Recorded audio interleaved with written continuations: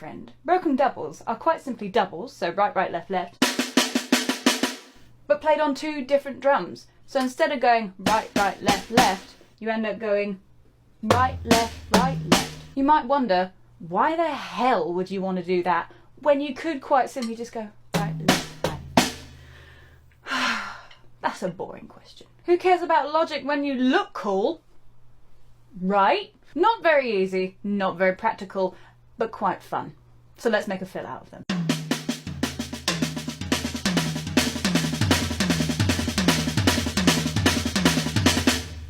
As you can see, pretty rad. So this is just doubles. Right, right, left, left, right, right, left, left. But the double in your right hand is going to be split. So you're going to go right, right, high, snare, then snare, snare on your left. Just like that. Get used to it on one drum first.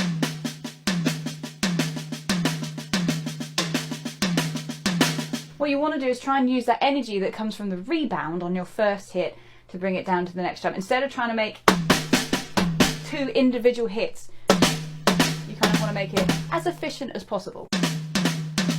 Just like that. So, right, right, left, left. Then same thing, just on the floor tom. Right, right, left, left. You might find this more difficult because you're having to almost skip it across your drum kit, which may not be very practical. So it's easier to do it on drums or cymbals that are a bit higher. I really like doing it usually between a cymbal and the floor tom, or ride cymbal and a snare drum, like that. So let's put some context to this.